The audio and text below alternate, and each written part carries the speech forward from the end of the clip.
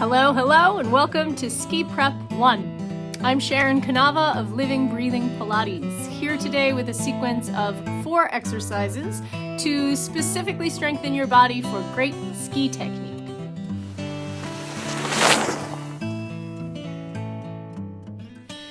First thing I'm going to do is walk you through each exercise one at a time so that you can be very clear on how to do them and what to focus on. Exercise number 1, parallel squats.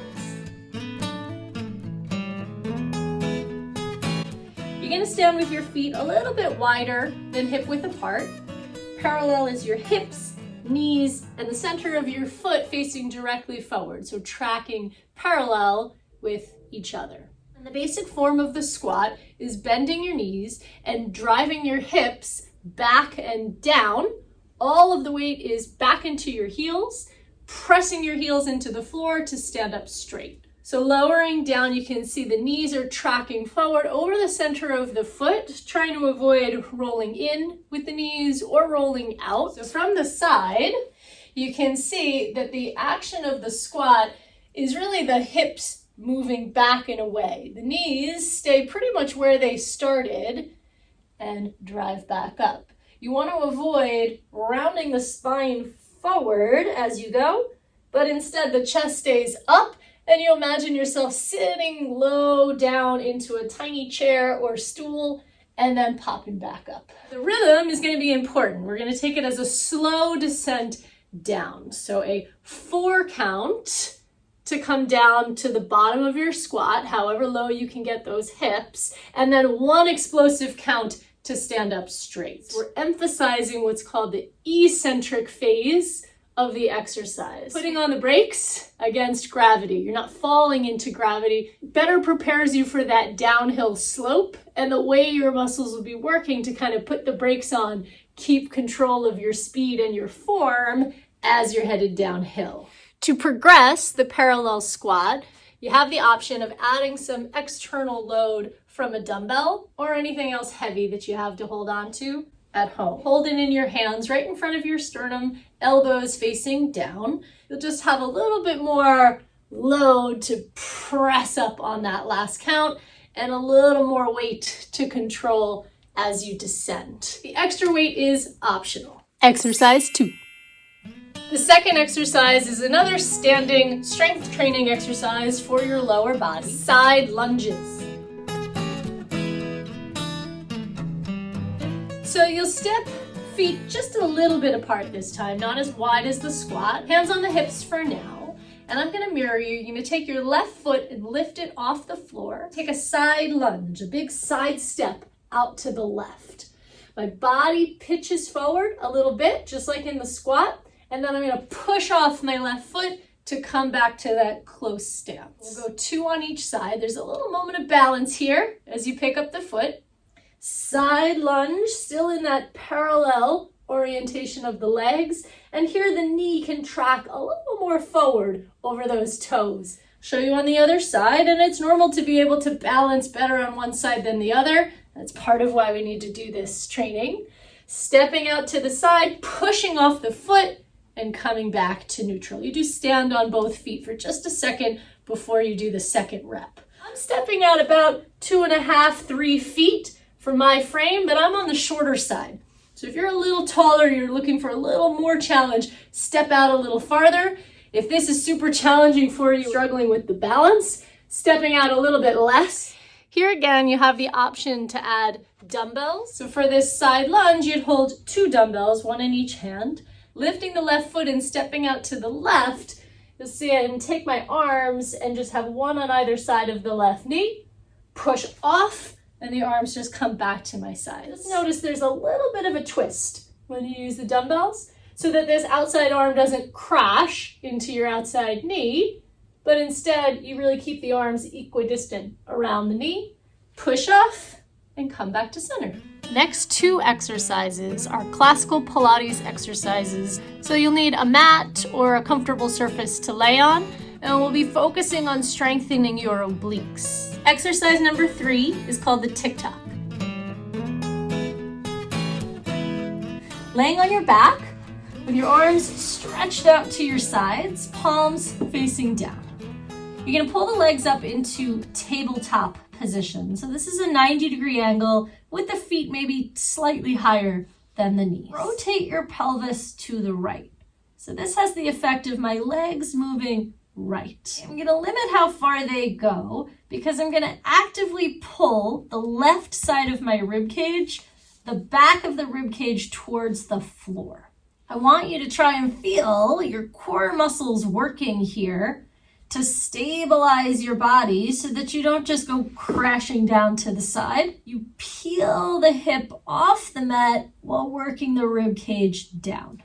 This oblique strength and the controlled twist of your lower half away from your upper half is super helpful in good ski technique, especially if you're making quick turns.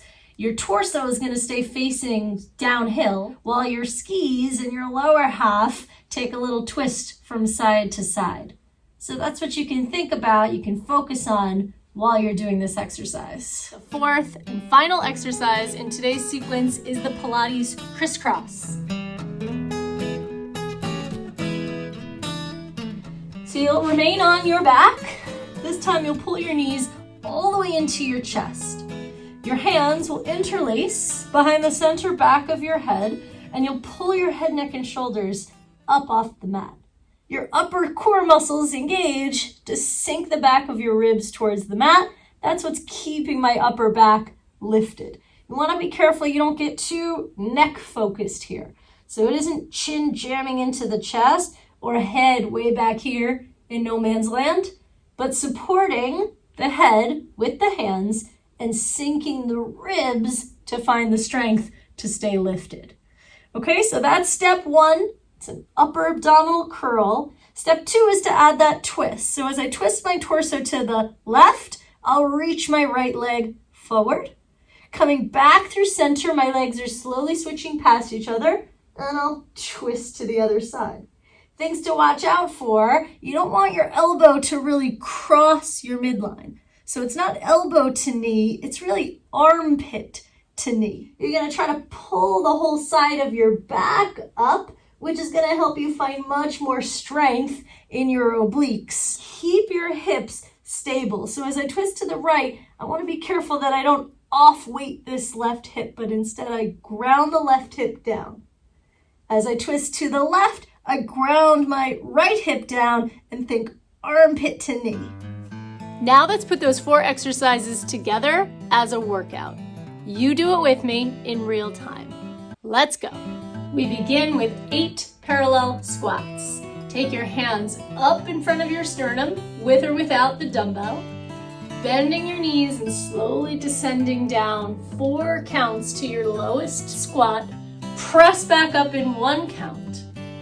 Lowering down, weight back in your heels. And press up, that was 2. Going down, 2, 3, 4, press up 5. And down, 2, 3, 4, press up 5. We're halfway through. Keep your spine nice and straight. Pressing up. Knees stay over the ankles, they don't travel forward. Pressing up. Last 2. Down nice and slowly, control your speed, and press up. Last 1. Working glutes, inner thighs, outer hips, and of course those strong quads. Next we have side lunges. I'll give you a second to grab that second dumbbell if you're using. Otherwise, just hands on the hips. Standing your feet an inch or 2 apart in a close stance, dumbbells by your sides. Lifting your left foot, I'm gonna mirror you. Step off to the left, weights on either side of the knee, come back to center. Same side again, left, lunge, push off to come center. Let's go to the right. Right foot steps out, a little twist of your torso over that lunging knee. Step out and lunge, and step back to center. We're gonna do a total of 12. We're back on the left side. And as you step out and push off, imagine pushing off 1 ski. So you press out, your weight goes in the leg, and you push off like you're pushing off the snow. 1 more on this side. And then we got another round. Here we go. Left and stand. Left and stand. Last one off to the right. Right, push off to stand, and lunge, push off to stand. Good news, we're bringing it down to the mat. Lay down on your back. Extend your arms long, 180 degrees out to the side, palms pressing down for the tick-tock. Eyes stay looking straight up at the ceiling as the legs rock over to the right. Left side rib cage works to stay on the mat and pull yourself back to center. To the left, take your time, don't rush this. See if you can feel the legs and pelvis twisting independently of your upper body. So legs and pelvis to the right, upper body really steady, stays on center. Come back and to the left. And come back to the middle. One more on each side is plenty. Rock over to the right. Work hard to press that left arm and rib cage to the mat. Come back to center. Left, pressing right arm and right rib cage down. And pull back to center. Rest and just give your knees a hug towards your chest. Place those feet lightly on the mat. Interlace your hands behind the center back of your head, curling head, neck, and shoulders up into that upper abdominal curl. Draw both knees back into your chest. Twisting to the left first, reaching your right leg forward as you think right armpit towards left knee. Switch sides slowly. Left armpit twisting towards the right knee. Switch again. Twist. Switch and twist. As you twist to the left, feel your right hip stays anchored to the mat. And as you twist to the right, left hip anchored to the mat. Two more. Twist from your waist and twist. Final round. Lift and twist. Lift and twist. Rest on center. Boom! You did it.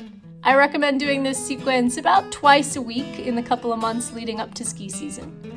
If you have questions, you need help troubleshooting, I am here for you. Leave a comment below, or you can always reach me through my website, livingbreathingpilates.com.